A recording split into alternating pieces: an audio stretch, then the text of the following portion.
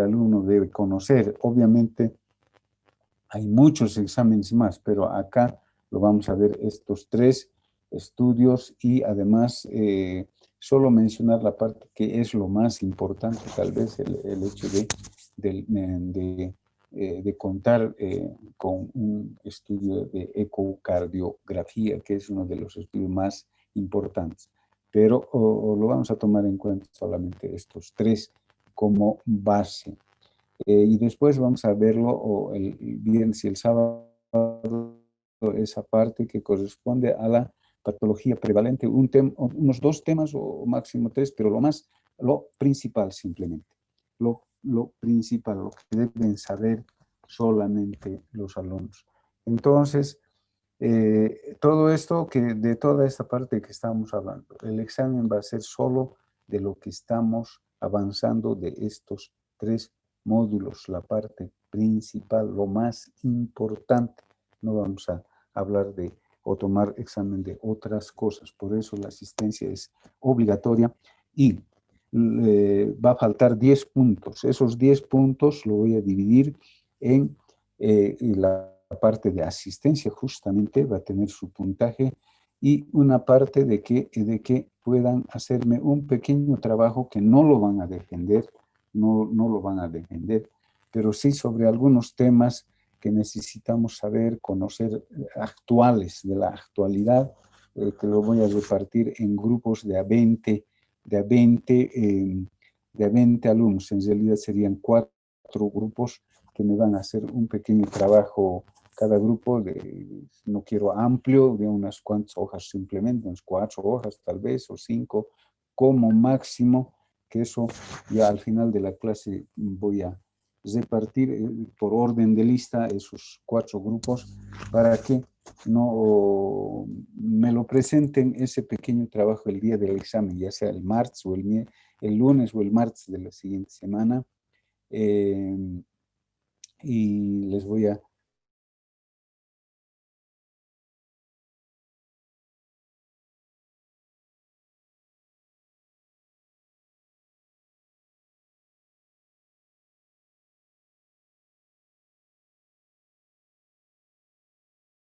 entrar al examen. Serán unas 20 preguntas, algo así, que durará unos 15 minutos como máximo, no va a durar más tampoco, o 20 minutos como máximo el, el, el examen, pero va a ser presencial escrito. Entonces, terminaremos o avanzaremos este módulo que son los exámenes complementarios básicos de la especialidad. Nosotros en realidad ya lo hemos avanzado. Ustedes recordarán que hemos hecho el electrocardiograma tanto normal como patológico. Entonces ahora nos vamos a abocar solamente a la parte principal del electrocardiograma normal, nada más. Y de la radiografía, lo más importante, y de los laboratorios dirigidos a la parte cardíaca. Simplemente eso es lo que deben saber los alumnos. Entonces, vamos a comenzar con el electrocardiograma, recordando en realidad lo que ya habíamos avanzado. Ustedes saben que el electrocardiograma no es nada más que la representación gráfica en un papel de la actividad eléctrica que se genera en el corazón. Concretamente, se inicia a nivel del nódulo sinusal, que se proyecta a través de sus haces internodales hacia el nódulo auriculoventricular, después se conecta con el haz de His, que es la única vía que conecta entre los aurículas y los ventrículos, y luego para dividirse en dos ramas, la derecha y la izquierda en dos, una anterior y una posterior, y finalmente en las fibras de Purkinje. Ese es el sistema altamente especializado, el sistema de conducción que nosotros debemos conocer perfectamente. Entonces, eso por un lado. Y por otro lado, para poder interpretar un electrocardiograma normal hay que seguir algunos pasos. Y ya les decía en anteriores clases que el electrocardiograma no lo podemos leer pues en una hora, ni en media hora, ni en 15 minutos. Debe ser rápido. Máximo será en un minuto. A veces a golpe de vista uno dice esto está normal. Entonces, Eso es lo que tenemos que hacer. Para eso existe digamos, los pasos o la secuencia, digamos. En primer lugar, nosotros tenemos que analizar el ritmo cardíaco electrocardiográficamente. Como les digo, simplemente vamos a recordar las partes más importantes que lo vamos a dar el examen de esas partes importantes. Entonces, tenemos que ver electrocardiográficamente el ritmo del corazón, el ritmo cardíaco, ¿verdad? Luego haremos el cálculo de la frecuencia cardíaca que ustedes ya saben sacar también. Luego lo haremos el eje eléctrico, sacar el eje eléctrico e interpretar y valorar las ondas electrocardiográficas, sus intervalos y sus segmentos.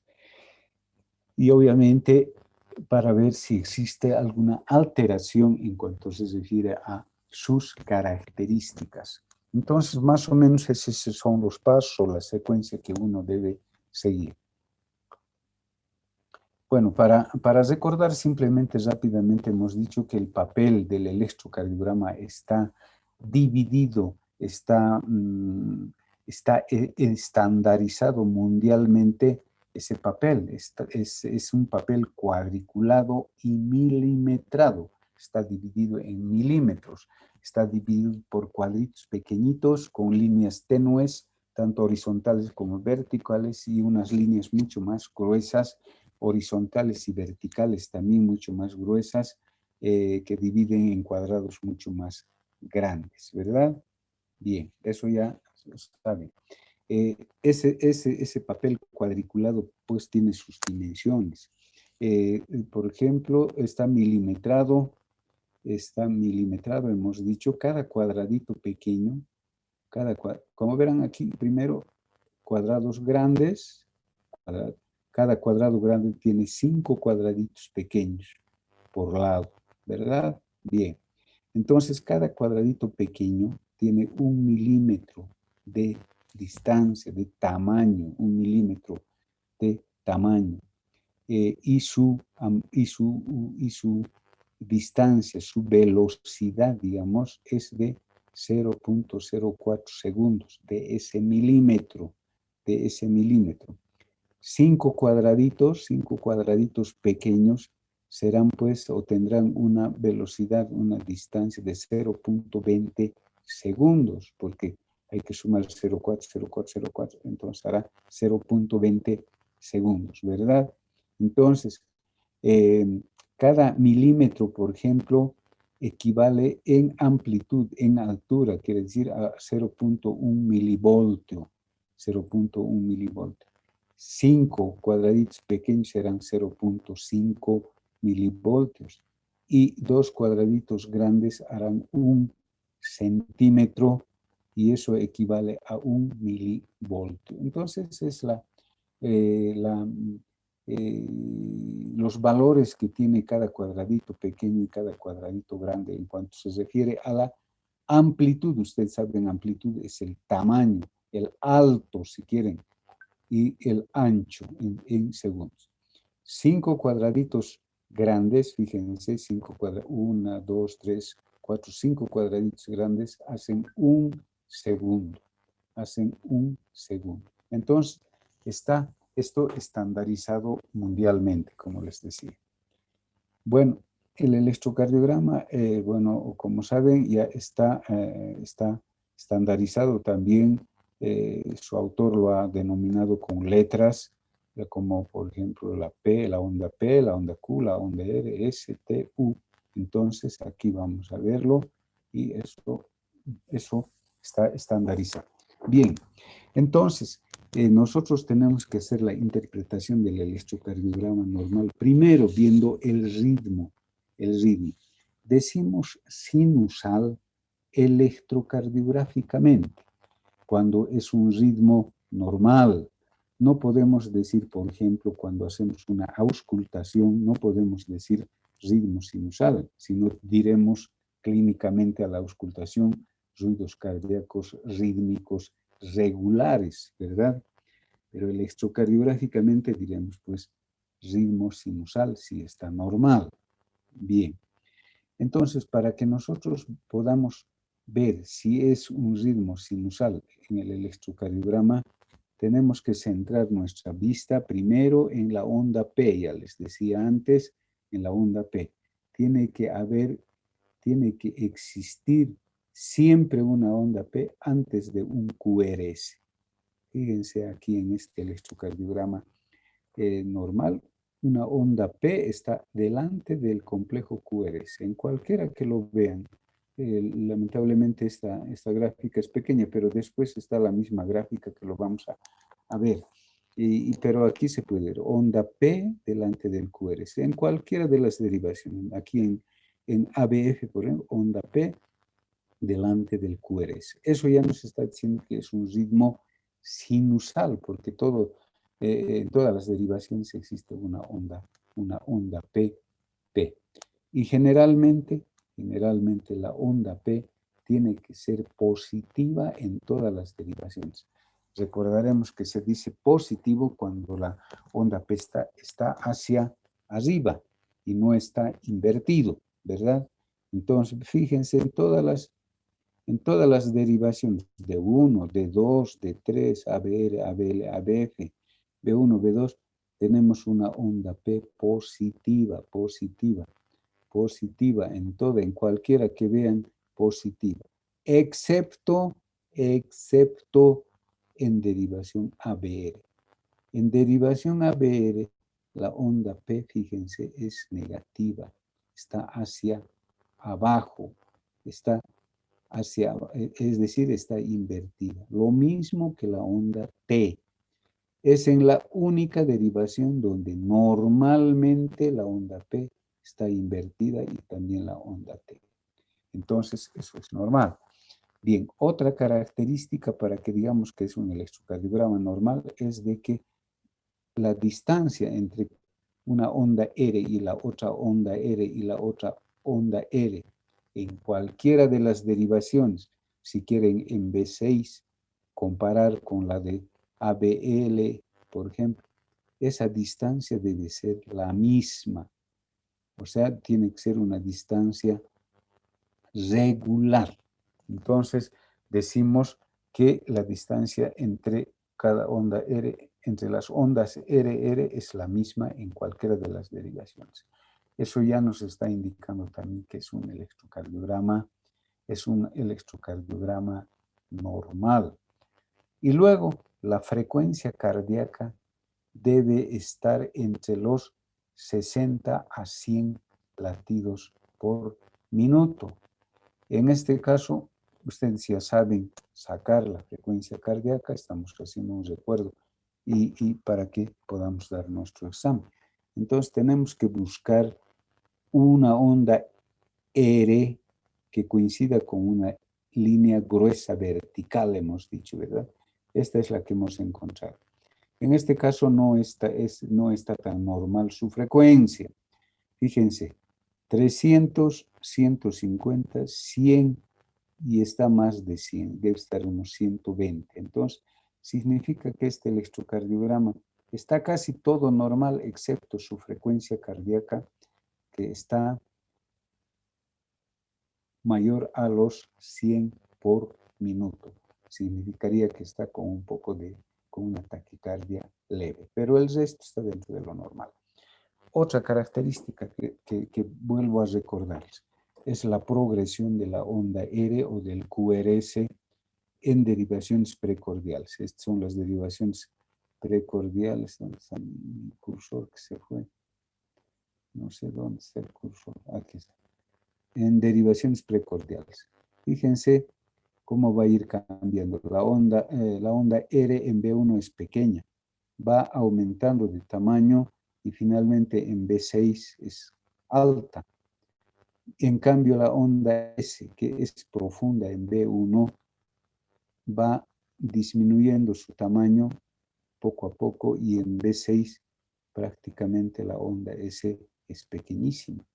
Eso se llama la progresión del complejo QRS o de la onda R, ese cambio normal que se produce. Entonces, en esto hemos visto que es normal.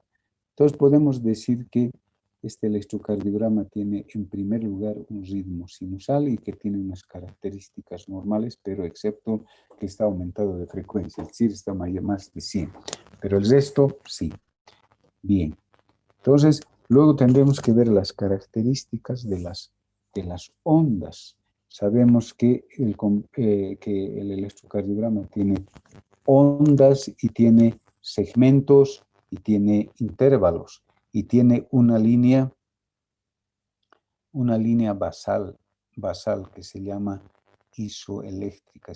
Sigan el cursor, esa línea basal es esa línea basal isoeléctrica, que tiene que estar al mismo nivel, ¿verdad? Bien. Aquí tenemos la onda P, que tiene su amplitud, tiene su anchura, su duración en tiempo. Y ustedes ya saben también eso. Vamos a volver a recordar. Entonces,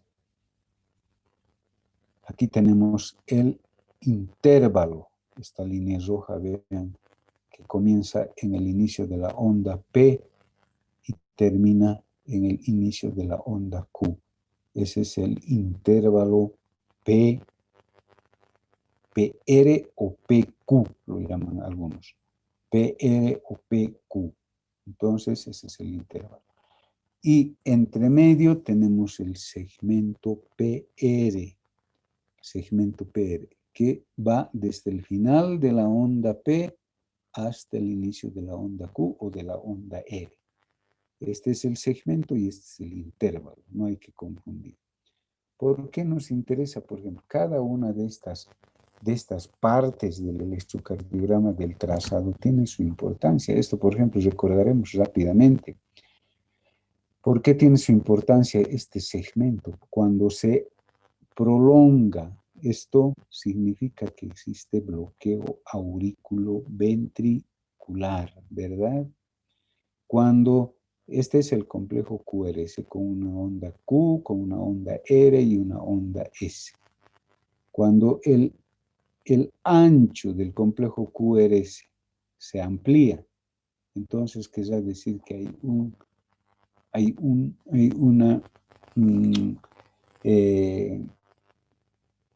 bloqueo de rama, ya sea puede ser derecha o izquierda, cuando se hace ancho o se mella la onda R. Luego tenemos el segmento ST, por ejemplo. ¿Por qué nos interesa este segmento que está en la línea basal? Estito es el segmento ST. ¿Por qué nos interesa esto? Porque cuando hay problemas de cardiopatía isquémica, infarto, hemos llevado las anteriores semanas, ¿verdad? Existe un supradesnivel del ST o puede existir un infradesnivel del ST.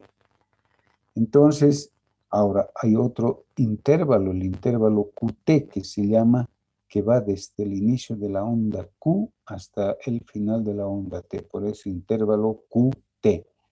Esto también cuando se alarga, cuando se amplía, digamos, las distancias, pueden traer arritmias y sobre todo cuando se utilizan medicamentos que prolongan el QT, como la cloroquina que se utiliza en el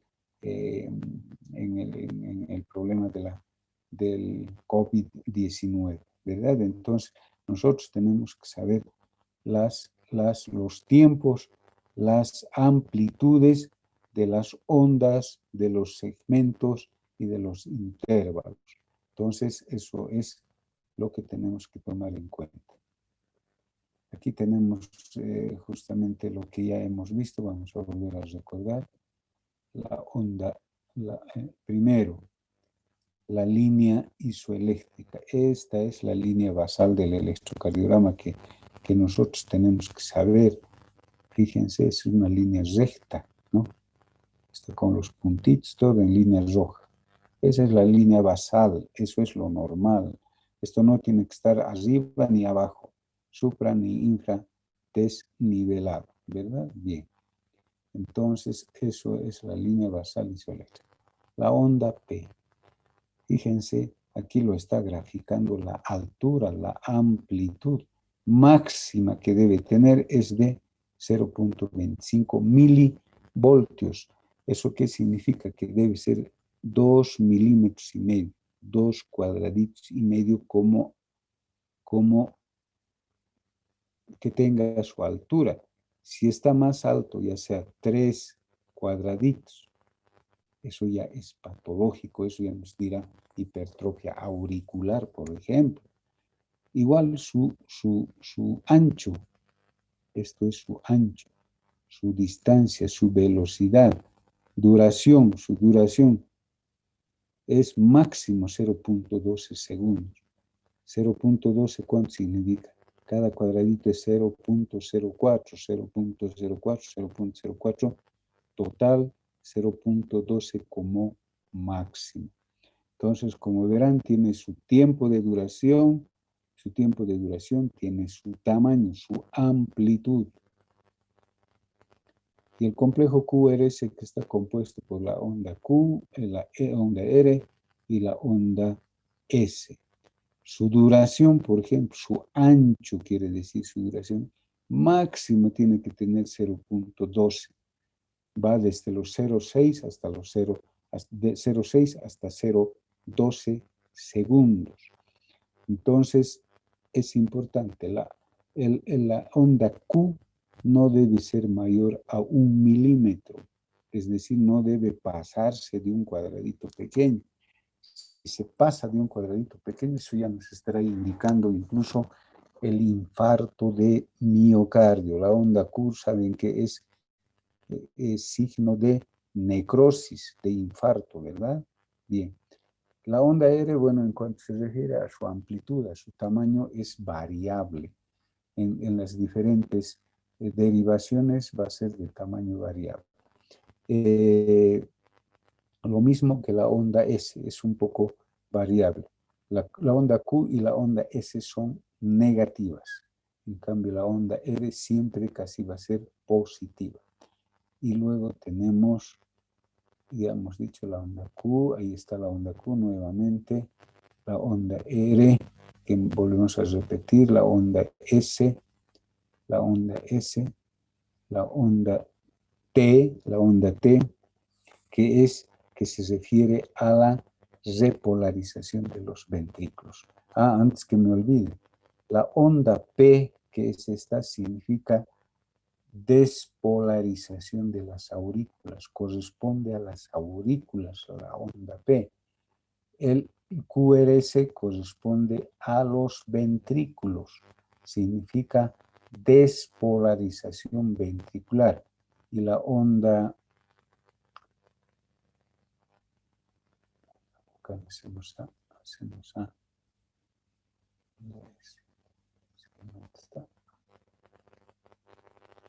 bueno, entonces el complejo QR es ventrículos, despolarización de los ventrículos. Y la onda T, que es esta, vamos a ver si volvemos a la onda T. Ya. La onda T significa repolarización de los ventrículos. Hemos hablado ya de los intervalos PR y este es el intervalo QT que va desde el inicio de la onda Q hasta el final de la onda T. Entonces, el punto J es este puntito que puede sufrir supradesnivel o infradesnivel en los problemas de los infartos. Bien, entonces hemos descrito las características de las ondas, de los segmentos y de los intervalos. Esto es lo mismo, lo vamos a repasar rápidamente. La onda P resulta, esta es la onda P, de la despolarización de las aurículas, porque es aurículas, su duración máxima es de 0,10 a 0,12, hemos dicho, ¿verdad? Es positivo en todas las derivaciones, excepto en ABR, que es negativo. Entonces, eso hay que tomar en cuenta. El complejo QRS, volvemos a repetir, significa la despolarización de los ventrículos. Su ancho, su duración es de 0.06 a 0.12 segundos. Y eso es lo más importante y significa la despolarización de los ventrículos. La onda T, que es esta, la onda T, que es la repolarización de los ventrículos. También es un poco variable en cuanto se refiere a su amplitud y a su duración. Es también positivo en todas las derivaciones, excepto en ABR como la onda P. No se olviden, eso es normal, pero si se presenta la onda T invertida, negativa en otras derivaciones, eso ya es patológico, generalmente por problemas de la isquemia miocárdica. La onda U es menos importante, eso dicen algunos que es positiva, siempre positiva también, y algunos autores dicen que significa la repolarización de los músculos papilares o de las fibras de Purkinje. Entonces, pero es una onda que no tiene mucha importancia, o que por lo menos dicen los autores, de que hasta la fecha no se ha descubierto más cosas respecto a la onda U. Aquí es otra gráfica que ustedes también lo recuerdan, donde vemos lo mismo, la onda donde está PQRST, PQRST, sus distancias, sus amplitudes, sus intervalos, sus segmentos, etc. Esto ya, ustedes ya saben, la onda P corresponde a aurículas, el complejo QRS corresponde a ventrículos y la onda T es la repolarización de los ventrículos. Bien, aquí, bueno, repetimos lo mismo, el intervalo RR que debe ser regular, de la misma distancia entre ambas ondas Rs. Eso nos indica que es un ritmo sinusal y nos sirve para sacar la frecuencia cardíaca. El intervalo PR, o PQ también, que se llama, su duración de 0.12 a 0.20, y si es que es más de 0.20 significará que hay un bloqueo auriculoventricular. Y el segmento ST nos interesa, ya les he dicho, porque puede sufrir un supradesnivel o un infradesnivel de la línea basal, lo que nos está indicando que es un infarto de miocardio.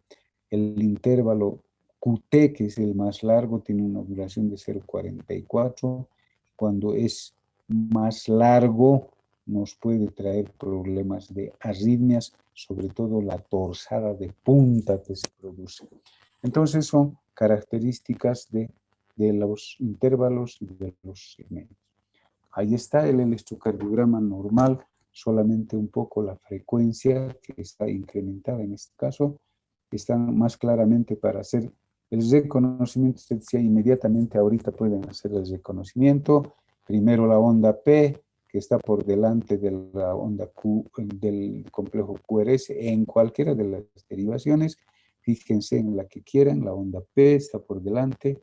Luego tenemos que ver que en todas sea positiva, en todas, excepto donde hemos dicho en ABR, que es negativa. Fíjense, la onda P está invertida, está negativa, lo mismo que la onda T, que en esta derivación es normal, ya les estoy diciendo, en el electrocardiograma. Ahora, si fuera positivo la onda T y la onda P, algo está pasando, o hay alguna anormalidad, o están mal colocados los electrodos. Generalmente cuando uno se fija en la onda P y es positiva y la onda T también positiva, hay que revisar los electrodos porque los electrodos pueden estar colocados en mala posición.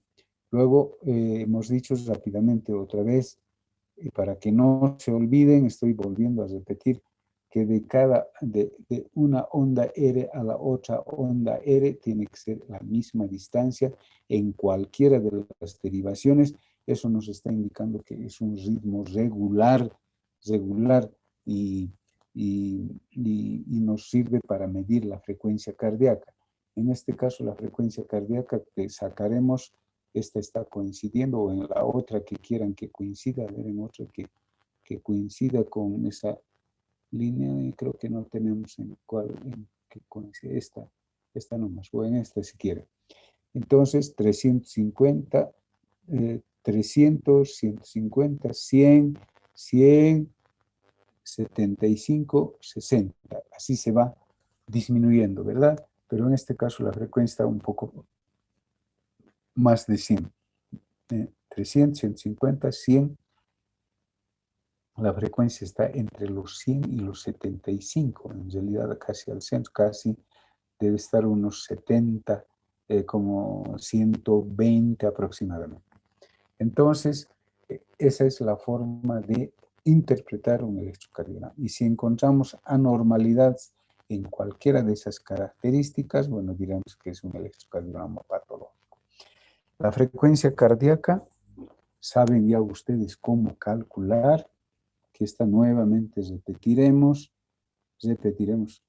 Aquí tenemos que hacer coincidir una onda R con una línea gruesa, les he dicho, una de líneas verticales gruesas. Esta es la que está coincidiendo, entonces vamos a ir reduciendo a la siguiente, 300. Si estuviese aquí una onda R, diríamos que tiene una frecuencia de 300 latidos por minuto. Y si estuviese aquí, diríamos que tiene 150. Y si estuviese aquí la otra onda R, diríamos que es 100. Y si estuviese aquí, diríamos que es 75. Y si es aquí, 60. Ahorita está entre los 60 y... ¿Dónde está mi cursor? Entre los 60 y los 75 latidos por minuto. Aproximadamente calcularemos entonces 60 más unos 60, unos 70 por lo menos de frecuencia, ¿verdad? Bien, entonces aquí está lo que dice asignar valores en cada cuadro, dice, se está refiriendo a cada cuadro. 300 al primero, 150 al segundo, 100 al tercero, 75 al cuarto y 60, y luego viene 50, y luego viene 42, y luego viene 30. Si esto está más ancho, supongamos que está la otra onda R acá, vamos a pensar que ese paciente tiene pues bradicardia o un bloqueo auriculoventricular, porque está muy lento el corazón.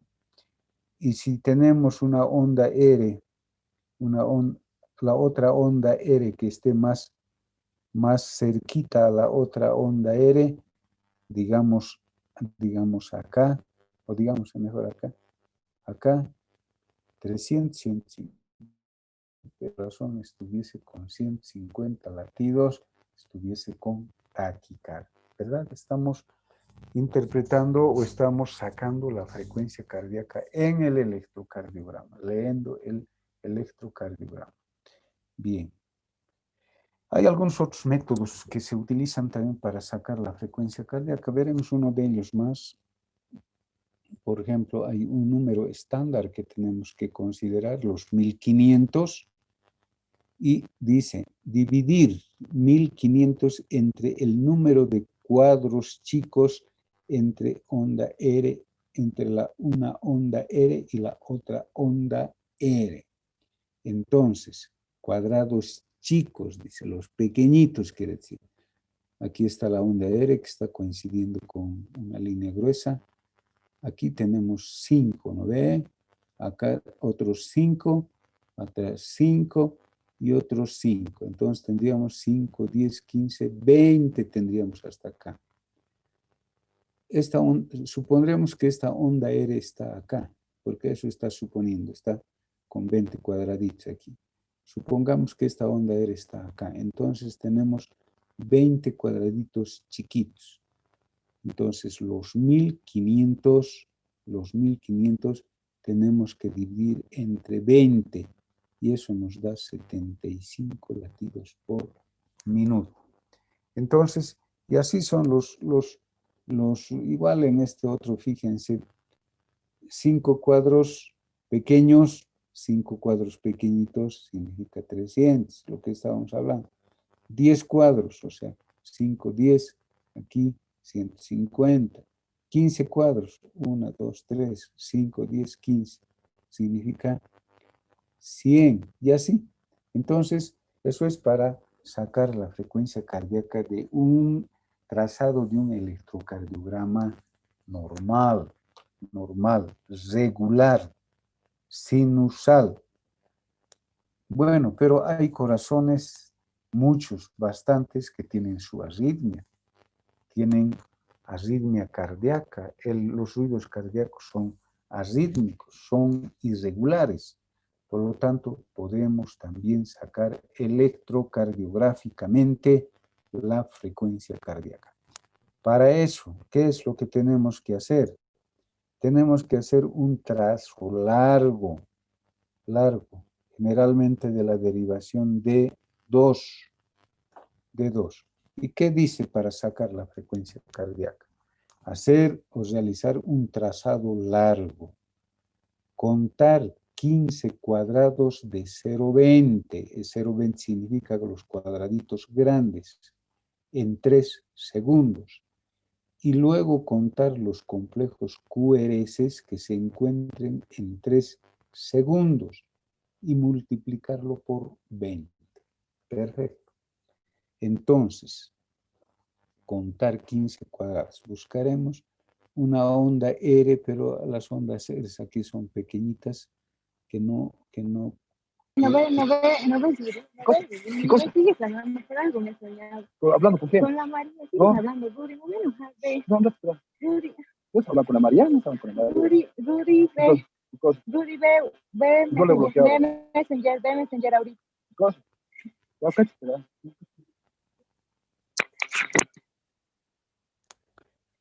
Bueno, no falta. Bien, lo que vamos a hacer es hacer coincidir la onda S mejor con a ver, ¿dónde? Esta, que coincida con esta línea gruesa. Entonces haremos coincidir esta en vez de la onda R. Contar 15 cuadrados, los grandes, de 0,20 segundos. Entonces, vamos a contar 15. 1, 2, 3, 4, 5, 6, 7, 8, 9, 10, 11, 12, 13, 14, 15, dice, ¿no? Eso significa 3 segundos. 15, estamos ahí. 15. Y luego dice contar los complejos QRS que se encuentran en esos 3 segundos. Entonces contaremos, pues, 1, 2, 3, 4 y 5. Entonces tenemos 5 complejos QRS en esos 3 segundos o en esos 15 cuadrados que hemos visto. Entonces multiplicamos por 20. ¿Cuánto sería? 5 por 20, 100. Entonces, ¿qué quiere decir? Que la frecuencia cardíaca electrocardiográficamente de este corazón arrítmico irregular es de 100 latidos por minuto aproximadamente, porque ya les he mencionado que clínicamente a la auscultación debemos controlar la frecuencia cardíaca, por ejemplo, no al cuarto minuto, sino al minuto o a los 2 minutos o a los 3 minutos. Pero en este momento, por ejemplo, si hemos hecho el control, está con una frecuencia aproximadamente de 100. y con seguridad de que al otro minuto va a ser variable, estará en el otro minuto 80, en el otro minuto estará tal vez 60, entonces va a ser variable, pero esa es la forma de sacar la frecuencia cardíaca de un electrocardiograma de un corazón arrítmico irregular. Bien, ahí tenemos, ustedes ya lo han visto también, esto es un monitor que está graficando primero un trazo electrocardiográfico normal, PQRST, y de pronto aparece una línea isoeléctrica. Esa es la línea isoeléctrica, sin actividad eléctrica. Fíjense, sin actividad eléctrica. Ha sufrido una parada sinusal, o si ya no se reinicia, significa que hay un paro cardíaco, ¿no ve? Entonces, eso es el monitor que se puede ver en las salas de UTI de terapia intensiva. Bien, para terminar esta parte del electrocardiograma, vamos a recordar también que el eje eléctrico del corazón no solo es anatómico, estructural, sino también es eléctrico por su actividad eléctrica a través de los vectores, ¿verdad? ¿Y cómo lo vamos a sacar el eje eléctrico? Viendo las derivaciones de 1 y ABF, es decir, las derivaciones del plano frontal, ¿verdad? Las derivaciones del plano frontal, recordaremos que son la D1, la D2, la D3, la derivación ABR, ABL y ABF. Entonces, tenemos que sacar el eje eléctrico en esas derivaciones. Bien, esto no lo vamos a ver. Aquí está el plano frontal donde se encuentran las derivaciones del plano frontal, y esto es un círculo que se lo realiza en las derivaciones del plano frontal. ¿Para qué? Para graficar justamente en grados, para orientar en grados la dirección del vector, la dirección del eje eléctrico del corazón. Entonces, este círculo está dividido en dos partes. En primer lugar, una parte superior y una parte inferior. La parte superior, esta es negativa, y la parte inferior es positiva. Y también de la misma manera la división se la hace en dos, una al lado derecho y otra al lado izquierdo. Al lado derecho es positivo y al lado izquierdo es negativo, partiendo del punto central del corazón. Entonces, ¿cómo se lo gradúa? Se lo gradúa partiendo de la línea central horizontal, que es la derivación de 1, 0 grados, hacia abajo es positivo, todo es positivo, 0, 10, 20, 30, 40, 50, 60, 70, 80, 90, 110, 120, 130, hasta 180 grados de positivo. Hacia arriba, lo mismo, se divide en grados, pero es menos, es negativo, menos 10, menos 20, menos 30, menos 40, menos 50, y así sucesivamente hasta menos 180. Entonces, de acuerdo a esta orientación en este plano, tanto de las derivaciones del plano frontal, vamos a lograr sacar el eje eléctrico del corazón. Bueno, entonces, ¿cómo lo vamos a sacar el eje eléctrico? Primero veremos lo normal. Esto es el sistema por cuadrantes. Ustedes ya saben, ya hemos avanzado, el sistema por cuadrantes. Entonces, aquí está la derivación. Derivación de 1 y la derivación AB. Como les decía, derivación de 1 desde la mitad para abajo es positivo, para la derecha es positivo y para la izquierda es negativo.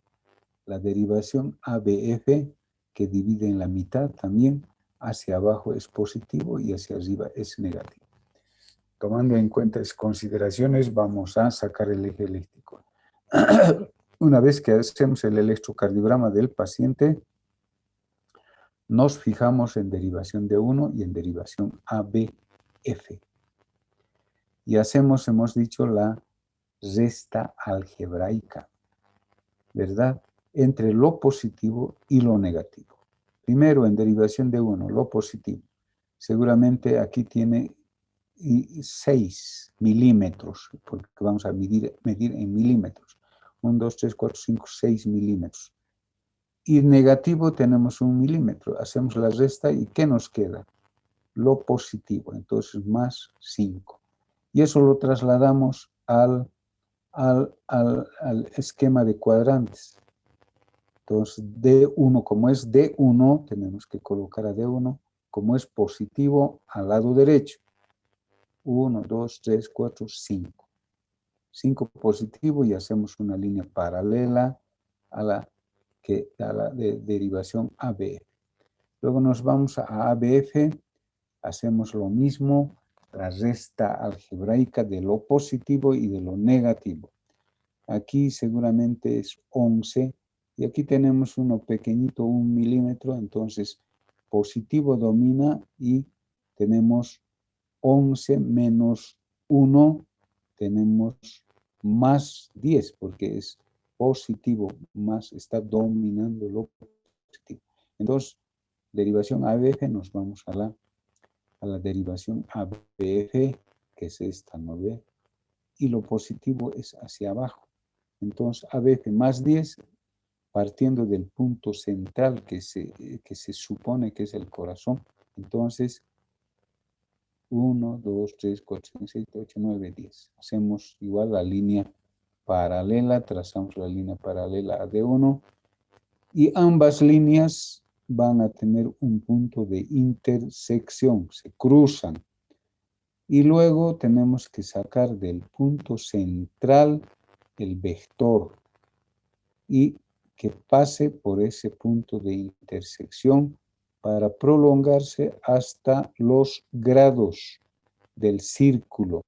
Entonces, en este caso va a caer a más 60 grados, más 60 porque es positivo lo de abajo, hemos dicho.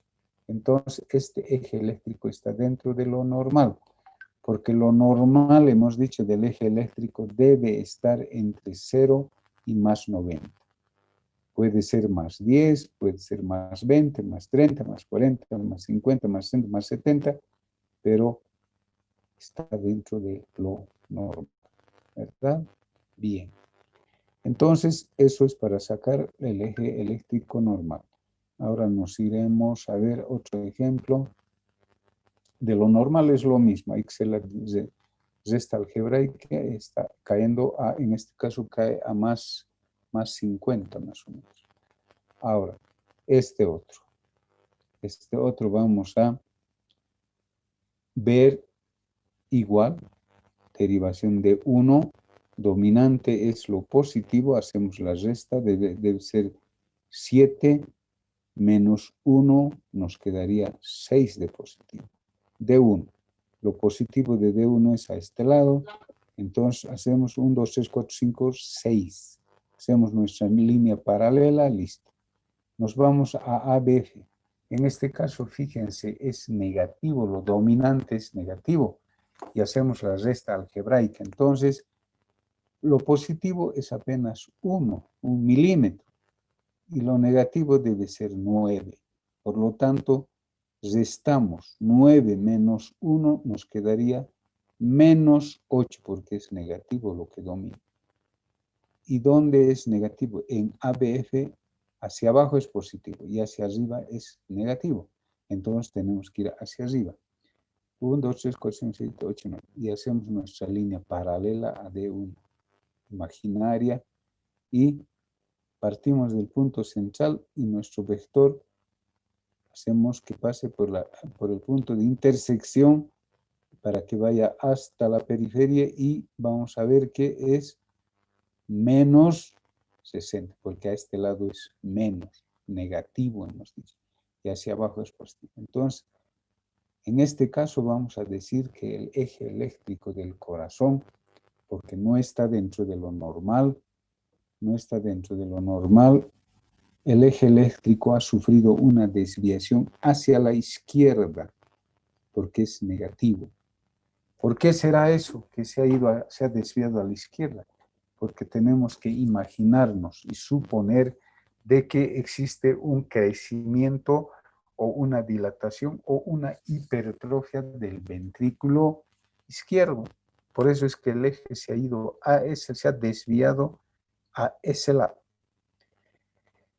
Bien, y al otro lo contrario, iremos a la desviación derecha. Igual tenemos que ver en el electrocardiograma la derivación de D1 y AB. En D1, ¿cuál está dominando? Está dominando lo negativo sobre lo positivo. Aquí debe ser, digamos, 9 de negativo y 2 de positivo, 2 milímetros. Hacemos la resta, 9 menos 2 nos quedaría negativo menos 7. Como es D1, nos vamos a ir a la derivación de 1, que es esta, ¿verdad? Esta es D1. Por lo tanto, como es negativo, tenemos que ir del punto central a la derecha es positivo, del punto central a la izquierda es negativo. Por lo tanto, tenemos que ir hacia la izquierda, como es negativo, 1, 2, 3, 4, 5, 6, menos 7. Hacemos nuestra línea paralela y nos vamos a ABF. En ABF es positivo, debe ser 11. 11 y negativo 1. Entonces, 11 menos 1 negativo nos quedaría 10 positivo. ABF positivo es hacia abajo y negativo es hacia arriba. Como es positivo, nos vamos hacia abajo. 1, 2, 3, 4, 5, 6, 7, 8, 9, 10. Hacemos nuestra línea paralela y partimos del punto central con nuestro vector pasando por el punto de intersección de las dos líneas y vamos a ir a caer a más 120 grados, porque aquí abajo es más y arriba es menos. ¿Qué es lo que ha pasado con el vector? Se ha desviado hacia la derecha. Esto es derecha. ¿Y qué vamos a suponer? ¿Qué vamos a pensar? Que existe un crecimiento, que existe una hipertrofia, una dilatación del ventrículo derecho. Por eso es que el eje se ha ido a ese lado. Y finalmente, para acabar, vamos a la tierra de nadie, que denominan algunos autores, o indeterminado, es cuando en D1 es negativo y cuando en ABF también es negativo. Entonces, de D1 a este lado es negativo y de ABF es negativo a este lado. Hacemos nuestros trazados paralelos, como son negativos, y partimos del punto central. Nuestro vector se dirigirá por el punto de intersección y va a ir a caer a menos 180, menos 150 grados. Aquí todo es menos, negativo. Y aquí abajo es positivo. Esto se llama la tierra de nadie o eje indeterminado. Generalmente se produce cuando hay cardiomegalias enormes o cuando hay arritmias cardíacas o cuando hay trastornos de electrolitos, por ejemplo, son causas que producen una desviación del eje a la tierra de nadie o se denomina eje indeterminado. Bueno, entonces hemos concluido con la parte del electrocardiograma, en realidad el recordatorio de lo más importante. Y para concluir, no falta tiempo, para concluir vamos a ver igual la parte más importante de la radiografía de tórax, de la silueta cardiovascular y finalmente el laboratorio. Bueno, entonces vamos a entrar a otro de los exámenes complementarios importantes, porque usted, si trabaja en el área rural, solamente tendrá una radiografía, un equipo de rayos y un electrocardiograma y su laboratorio. Entonces tienen que saber interpretar. Hemos indicado rápidamente que la interpretación se la debe hacer de las partes del continente, que es la parte externa, y del contenido, ¿verdad? Parte externa, el continente, partes blandas y partes duras, y el continente, pulmones, grandes vasos y silueta cardíaca. Entonces, otra cosa importante que nos interesa es los hilios vasculares y la vasculatura pulmonar. Bien, seguimos, eso es como recordatorio. La técnica, que esté censado o no censado, no lo vamos a repasar, ya saben ustedes. Lo que nos interesa ahora es que el alumno sepa que hay que interpretar a la placa radiográfica o a la radiología cardiovascular de dos formas. Uno, para saber o para sacar el tamaño del corazón, y dos, para saber la forma del corazón. Entonces, tamaño y forma. ¿Y cómo lo sacamos el tamaño del corazón? Entonces, tenemos que conocer la silueta cardíaca. Concretamente sacaremos a través del índice cardiotorácico. ¿Cómo se saca el índice cardiotorácico? El índice cardiotorácico. Hacemos un trazo vertical, hemos dicho, de una línea vertical pasando por las apófisis espinosas de la columna vertebral. Una línea vertical imaginaria.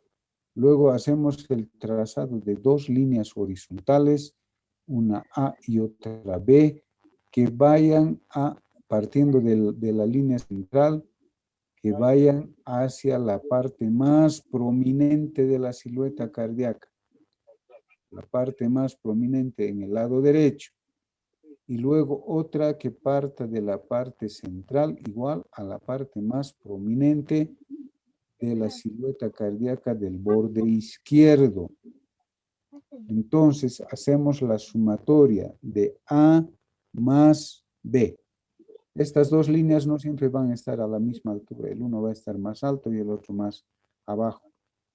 Hacemos la sumatoria de 1 más B y lo vamos a dividir entre el diámetro, entre la línea C, que consiste en hacer el trazado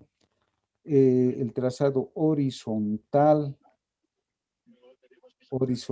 que parta de la cara interna de las costillas a nivel de la base, a nivel de las cúpulas diafragmáticas, y que se haga el trazado horizontal partiendo de la cara interna de las costillas hasta el otro lado, a la cara interna de las costillas. Entonces, hacemos la medición y por lo tanto vamos a hacer la división, primero la suma A más B, A más B sobre C, nos dará el índice cardiotorácico, es decir, el tamaño del corazón. ¿Y para qué nos sirve medir el tamaño del corazón con el índice cardiotorácico? Nos sirve para saber el grado de cardiomegalia que tiene ese paciente. Esta placa.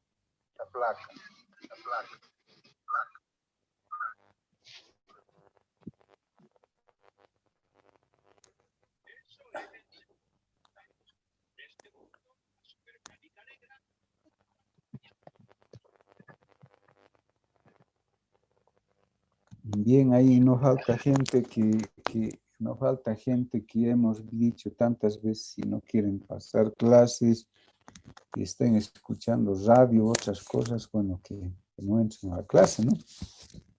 No entienden, es gente que no tiene interés para aprender. Bien, entonces, ¿para qué nos sirve el índice cardiotorácico? Para saber el grado de cardiomegalia que tenga ese paciente. Entonces, ¿cómo se clasifica? Se clasifica en 4 grados, hemos dicho. Cardiomegalia grado 1, grado 2, grado 3 y grado 4. El grado 1 será de 0,50 a 0,55.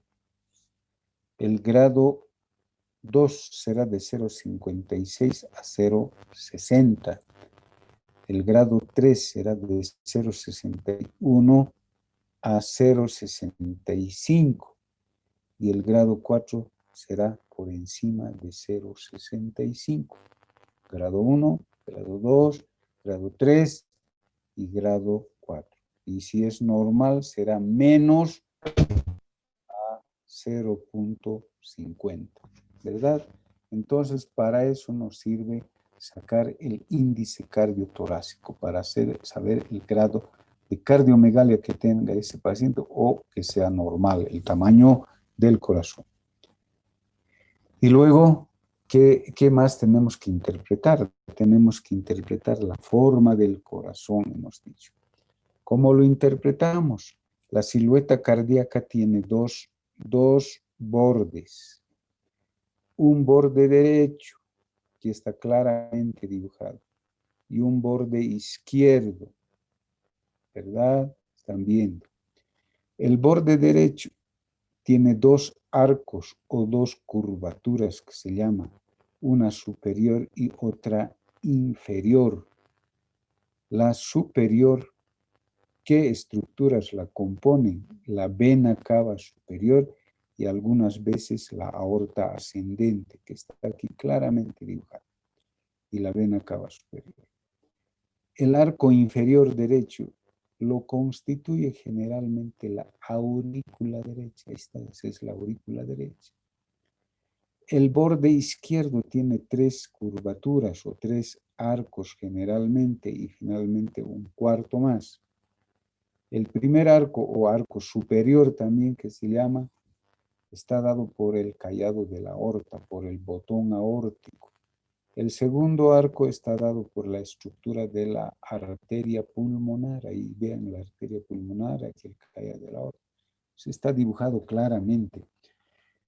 El tercer arco inferior o curvatura inferior izquierda está dado por el ventrículo izquierdo.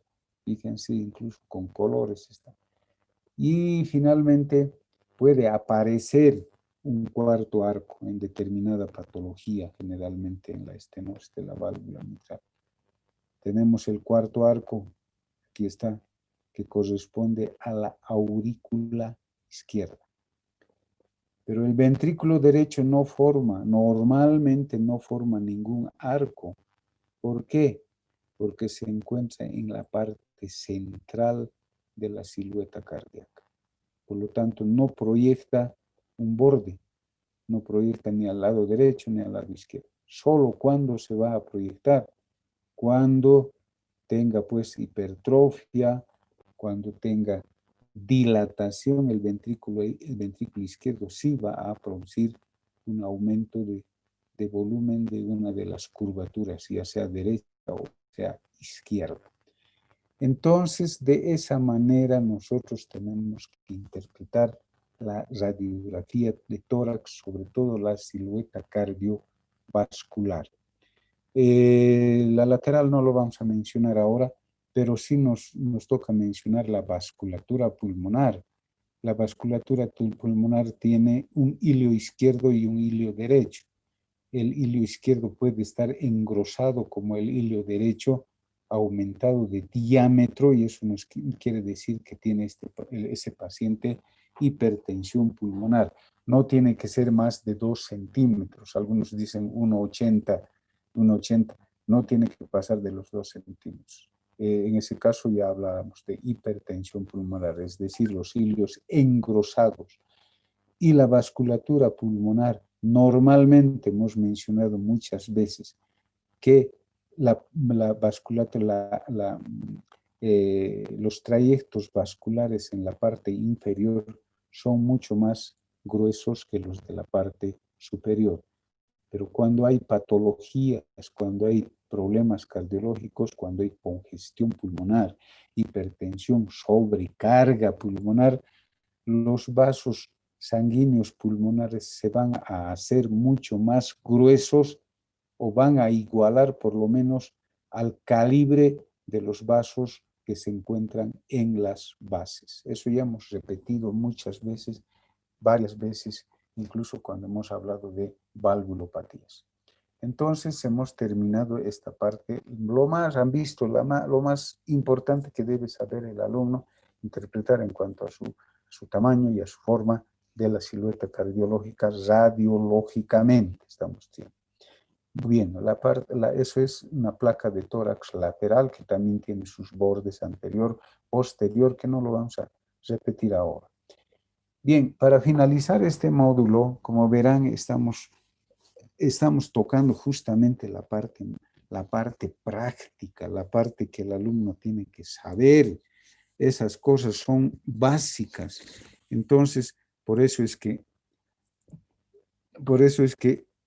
esta guía es pues para que el alumno no se olvide de esas cosas que estamos enseñando, o que yo por lo menos en la asignatura les estoy indicando.